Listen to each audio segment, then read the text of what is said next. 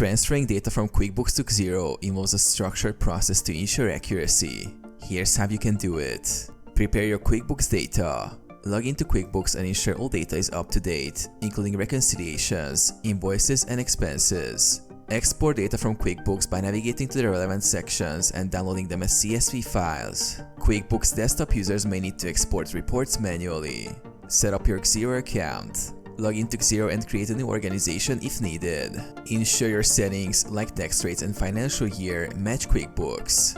Use Xero's conversion tool. Xero offers a free conversion service for QuickBooks data in certain regions. Contact Xero support to check eligibility and start a transfer. They will guide you in securely uploading your QuickBooks data. Manually import data. In Xero, go to Settings, Import. Select the data type and upload the corresponding CSV files. Review and map the imported data to Xero fields. Verify the data.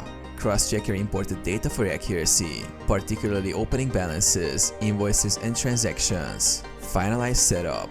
Reconcile bank accounts in Xero to ensure smooth operations moving forward.